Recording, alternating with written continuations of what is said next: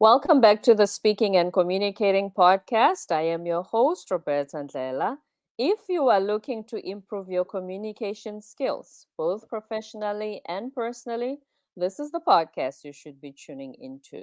Communication and soft skills are crucial for your career growth and leadership development.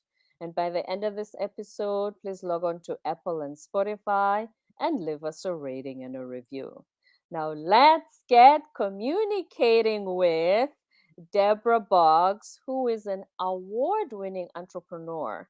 She's an international speaker and expert in executive career growth. She helps you with C-level job search and board candidate best practices. Debra is a member of the Forbes Business Council, and she's here to talk to us about differences when you write resumes, for instance, between a regular job and a board seat or an executive leadership job. And before I go any further, please help me welcome her to the show. Hi, Debra. Hi, Roberta. Thank you so much for having me. I'm excited to be here. I'm excited that you are here. Welcome. Thank you for accepting the invitation. You're going to be the first guest that is going to take us to board level because we've only gone to the C suite before. So I'm really excited about our conversation. I am too. But before we get into that, please tell us a little bit about yourself. Yeah, thanks so much. So I founded and now run DNS Executive Career Management, and our firm really works with VP to board level leaders to help them prepare for and navigate their high level searches. So we're not a search firm, we don't do placements, but I like to tell people we're like the home stagers to make a luxury property look expensive before it goes on the market. Oh, yeah, staging. Yeah, Mm. absolutely. So that's what we do. And we work with people in all industries, and it's really more about the level and the complexity of the career. And it's a lot of fun because it's like mini TED Talks every day, listening to people talk about their careers, their industries, the struggles, the challenges that are going on, things like that. Mm. And it certainly could make a TED talk because that's literally saying, this is what's going on, this is where I am, and this is what I need to get to, and what are the strategies to get there. And that's when Mhm. Deborah kicks it. Absolutely. Yep. Hmm. And how did you get started on this? Did you have a career before being in your business, doing what you do now? I did. I had a career. It's interesting. I wound around a little bit before I really nailed down into this work. But I really started. I had a career in higher education and in corporate training, business development, and I really always loved the. I'm a resume writing nerd, right? Mm. I tell people my job exists because people hate writing their resumes, and I have actual dreams about formatting documents and editing bullets. So anyway, because I had a great career. I was vice president of business development for an online training company, but I really loved writing resumes. I started doing it on the side, really more as a passion project, Mm-hmm. and it snowballed and took over my life. It wasn't not intended to be a business when I started. It was really more of just a work that really gave me a lot of passion and purpose. But we decided, I say we, my husband and I decided to take the plunge, make it a business, see what it could be if I really focused on it full time. And we've been incredibly lucky. And really through this work, I found that there was a huge gap in the market and the need for candidates at the executive level because the executive search and the board search are totally different than a search at any other level. And the way you show up and the way you communicate your value is different.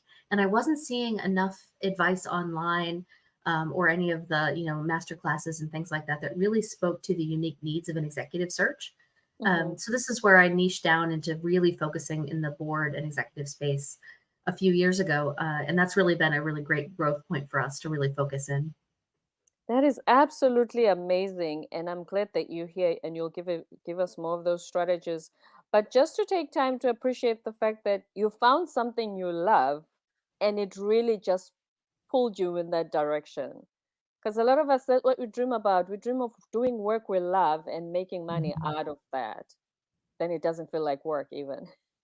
Thank you. Yeah, I've been incredibly lucky. It's being able to take a passion project and and a side hustle and turn it into full time, and now turn it into a firm that is really well respected in our industry. I have an amazing team. It is not just me. I have an amazing team nationwide and in Puerto Rico and Canada. Small team. There's about 12 of us, but of really passionate leaders in our space who are all really excited about the work that they do too. So we get to all nerd out together every day. Yeah, know that together. I like that. So now let's talk about, you said an executive search is different from a regular professional, job that a person is looking for a job.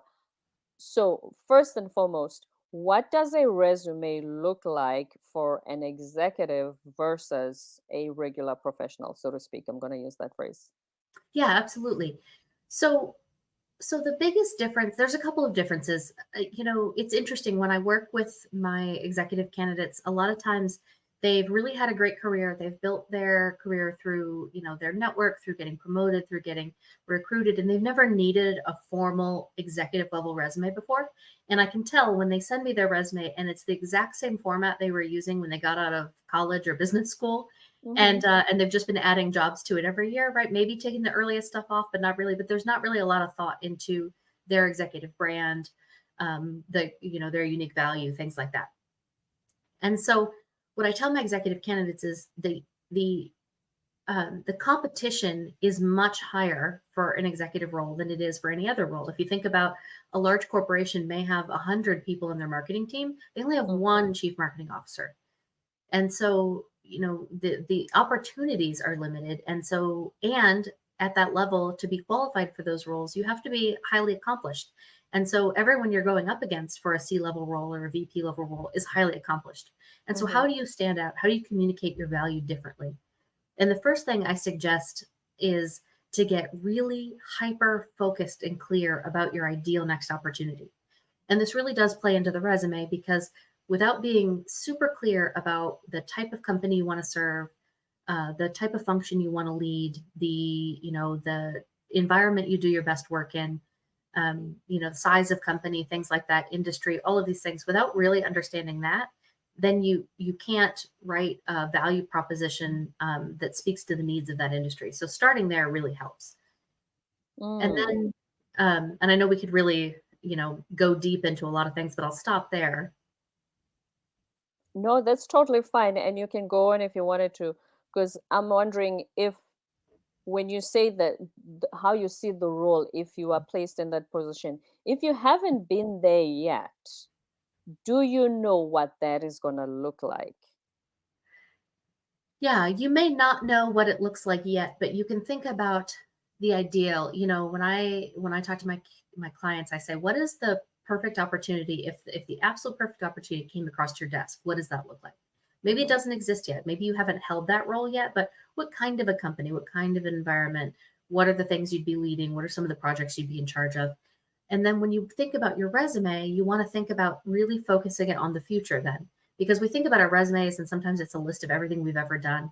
But the Yeah. executive level, that's a lot, that's a long list, and that's a lot of things, right? And Mm-hmm. if you're at that cusp of your career where you're really at the, maybe thinking about you breaking into the executive level, you've still done a lot of different things and you can do a lot of things. So you want to think about, what on your resume will you include that advances your story and advances your narrative to the type of professional you are today and where you're headed in the future, and not everything you've ever done.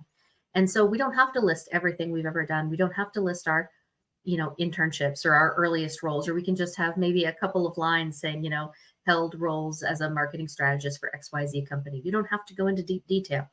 What you do Mm-hmm. want to focus on is the most recent work. You want to think about your real estate on your resume, on the most recent work and the highest level role, the highest level work you've done. And maybe that's, you want to think about the impact that you've brought. It's not just a list of everything you've done or the things that fell under your purview or your day-to-day stuff, because again, that's going to be table stakes for everybody else applying for those roles. They're going to have held similar roles with similar responsibilities. But what did you do that moved the needle, that drove an impact, that had a tangible result for the organization? And that's where we want to focus, because I see so many people start their resumes out with 25 years of experience leading, business operations in the finance industry. Well, what did you do with those 25 years? 25 years isn't impactful at all. Everyone else with 25 years has that too. So what are you doing in those years? What are you doing in those roles that helps move the needle? You really want to focus on that to stand out. Something quantifiable to say they were making 500,000 and when I came in, it became 1 million kind of thing. Absolutely. Mm. And then how do you craft your value proposition so you stand out from any other potential candidate? Yeah, such a great question and something we could talk all night about, I'm sure. But the thing I start with is, again, really clear about the industry and the type of organization, and then you want to think about, okay, what are the unique challenges to that industry right now, or what do they struggle with, or what do they typically need help with, or where do you really where do you shine? Where's the work that you're typically uniquely equipped to handle in your current roles, or what really excites you? And then you can think of, so then your formula for your unique value proposition can be, you know, providing XYZ value for this industry, right? By Mm. doing these things. So maybe it could be driving business growth for the e-commerce industry by, I'm talking out loud here, but by increasing uh, customers, value, lifetime customer value, things like that. Right. But you want to Mm. really focus it to that industry and not make it general.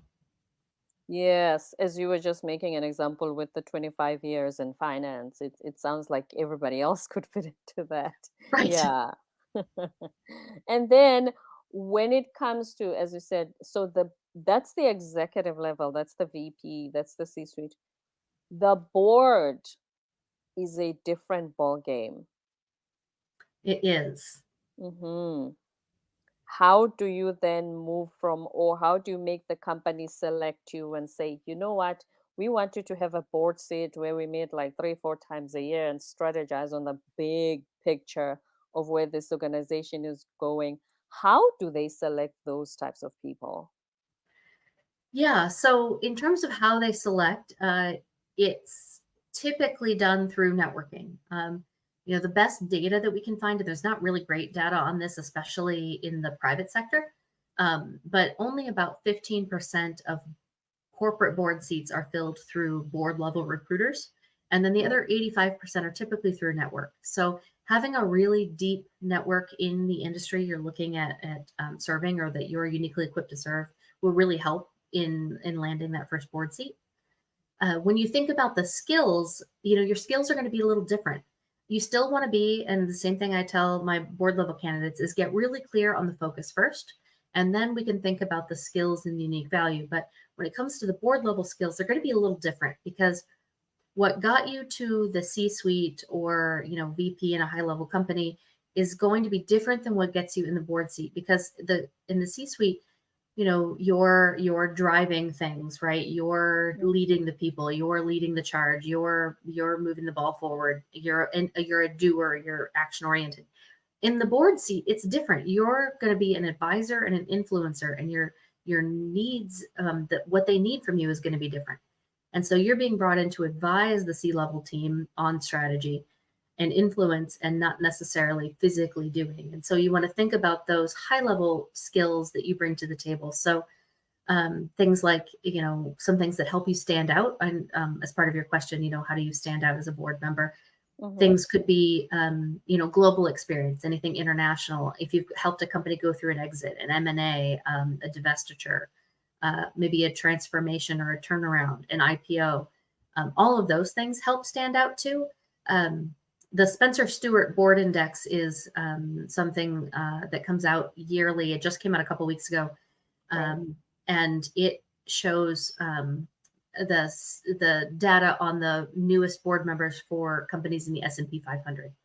It's only public companies, but it gives us a good indication of what's going on in the larger market. And what this newest report said is that people with deep financial acumen, so CFOs, things like that, um, are really attractive to boards right now. And then people that have held the CEO space. So those are the two C-level roles that translate into board seats more often, specifically right now.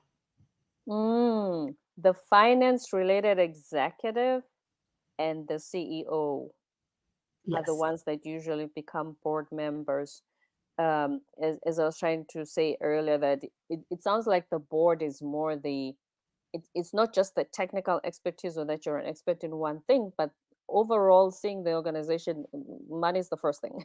Yep. Because that's why you can understand why they look for former CFOs to move them to the board seats. So, which means it kind of it's more a strategic, yes, even the executive ones are strategic roles, but I think it's an even bigger scale of strategic role. Certainly. It's highly strategic, less about doing, more about driving strategy and advising on the future. And there are a couple of other functions that make it into the boardroom that are desirable as well. So, regulatory or compliance expertise, um, is one of them. One of them that is really big right now is just wanting the board members to have at least a basic acumen in cybersecurity. Mm. So most boards now will want at least one cybersecurity expert, but then they may also want the other people on the board to have at least a base level understanding. Yes, because the whole world is moving towards the tech space.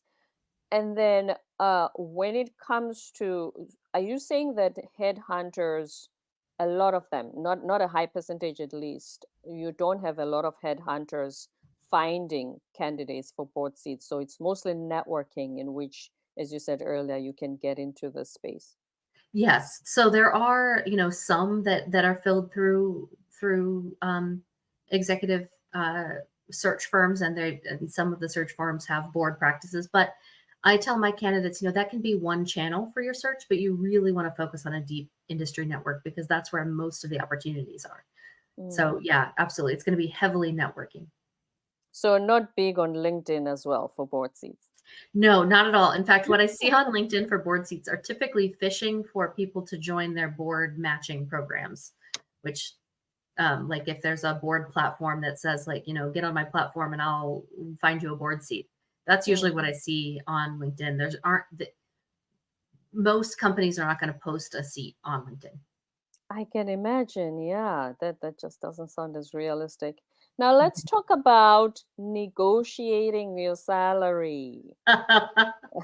Our favorite topic. Absolutely. I love it. Mm, It's been a topic of conversation all week this week, actually. So I I'm talking to a love lot of it. candidates about it. So now, first, let's talk about we'll get to the board role, but eventually. But now, let's talk about just basic when you have a candidate and they are going to a certain career direction. How do they negotiate pay? Because usually we've accused companies of lowballing and giving you the least that they can. Yeah, there's a couple of ways. The number one thing is I was talking to a candidate this week who got an offer, and she called me and she said, I got an offer, and actually, it's a great offer. They gave me a range in the beginning, and they came in at the top of the range. The bonus structure looks good. And she said, I'm really happy with it. And I said, that's amazing. And what are we going to ask for? And she said, well, I don't really feel like I have any room to ask for anything because they gave me what I was hoping for. And I said, well, but at this level, at the leadership level, they're going to expect you to come back with a counteroffer.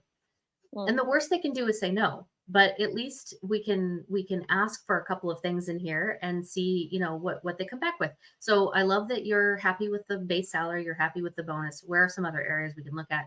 And one of the areas I always suggest people in the leadership levels look at is asking for a severance agreement upfront. And the Mm. reason is that protects you in case of an exit, an M&A, a new CEO coming in and changing direction or changing, wanting a whole new team. All of these things could happen that are outside of your control, and you want to make sure that you're protected on the back end if you lose your job for whatever reason that has nothing to do with your performance. So that's one of the things that people don't always know you can ask for, but really gives you peace of mind and protection if something happens. Um, and then the other piece, for her, what she ended up getting, we went back and said, we asked for severance, and again, the offer was great to start with. We'd asked for severance, and they came back and said they can't do severance, but they offered her additional equity. Mm. So she was able to get something out of it that she would not have gotten otherwise had she not asked. So even if you're happy with the first offer, know that that's not the final offer, and you can definitely keep going. And I'm sure there's a certain level of respect when you show them that, hey, wait a minute, I'm not desperate enough to take the first thing you're giving me. Exactly, exactly. You know what I mean? So yes, you can negotiate, like you said, leadership. That there's potential equity as well. And when you get offered a board seat, are board members paid the same? Because they, like I said, they meet at certain hours of the certain days of the year and everything. Is it Yeah, something you can negotiate? that's a really great question. So, a paid board seat, like a formal corporate board seat with fiduciary responsibility, the type of board that we typically think of, you Hmm. can't negotiate. What you get is what you get, and everybody typically gets the same. Um, what you can negotiate is if you're looking at a board advisory seat, and that would be a more informal board seat for maybe a startup or a mid-sized company that isn't quite ready for a formal board. They're still privately owned, but they, maybe they're PE backed, but they want advisors kind of on the sidelines to help guide the founder or the CEO. In those cases, they're much less regulated and you can negotiate typically for equity. Mm, right. And I'm sure that by the time you reach that level, obviously you know how to sell yourself, how to communicate your unique value proposition, and as we were talking as we were talking earlier, so you know how to literally sell yourself at that point. Right. And yeah, and hopefully you do. And if you don't, call us. But typically, it's yeah, you have to think about yourself as a product on the market, right? They Mhm. are bringing someone on to solve a problem or fill a need that they have, and how are you uniquely equipped to solve that problem or fill that need? Right. Now let's talk about your membership on the Forbes Business Council. How did that happen? Oh, thank you so much. It happened. So it's very recent. So thank you so much. I Sure. joined just a few months ago, actually. And have you heard the saying, surround yourself with people who would say your name in a room full of opportunities?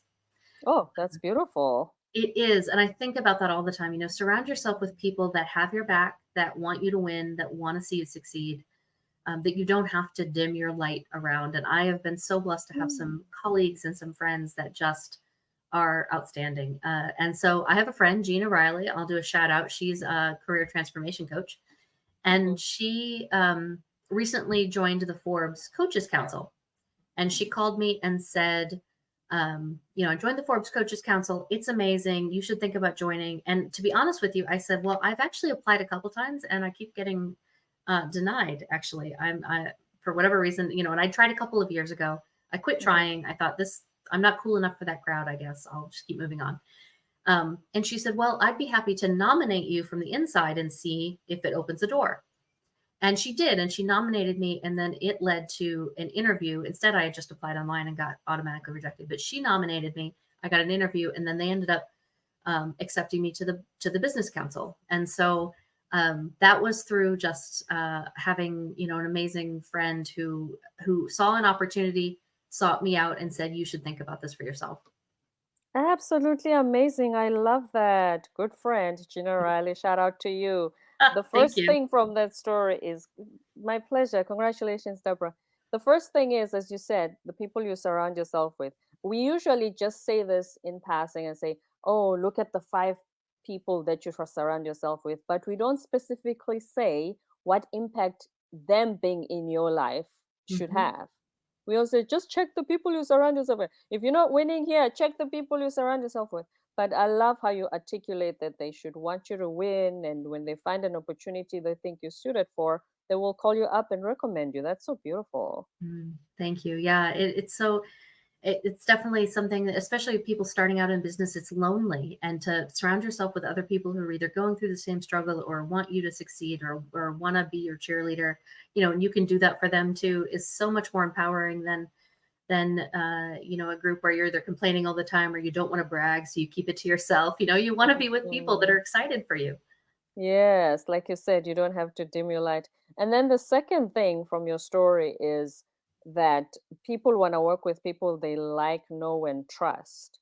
Hmm. The fact that they didn't even give you an interview when you were interviewing, when you're applying on your own, and gave it to you because they know Gina, is testament to the fact that because they trust her and she's proven herself there, they would listen to anybody that she brings along Hmm. Absolutely. That's and such give a you a great chance. point. Mm. Because before they didn't give you a chance because they didn't know you at all. Right. And that's why, that really translates to the executive search process too, of really focus on networking and not applying online. I see a lot of executives try to apply online for jobs, but again, the competition is huge. You're not able to stand out. People don't understand your unique value. But if you network into an opportunity, then they know you. It's warmer. A lot of people will say, well, yeah, I must not be qualified, or I must not have the right qualifications because I keep getting turned down. And I say, no, it's because no one's actually seeing you. And we need to think about Mm. the search differently. And you're right, it's the exact same thing that I did. Right, because in online they can't put the voice and the face to the name, to the resume, and that's Hmm. why they just the quickest thing to do is just reject it. And yeah, people really, this is really testament to the fact that those principles are true. And then, do you have any last words for anyone who is one considering an executive position on how they should package their value proposition?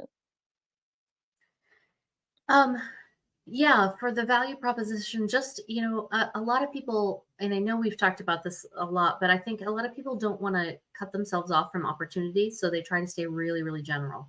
And they want to stay general because they don't want to get pigeonholed too much, or they don't want to not be considered for things. But really, you've got a better chance of getting attention for a role if you really drill down into your exact opportunity. Because um, if you have, people want to know what box you fit in. So sometimes people will send me something on LinkedIn and say, send me a message and say, I'm looking for a new role and I could do this, or I could do that, or I could do this, or I'm really great at this, and we got all these things, right? It's like 17 paragraphs long.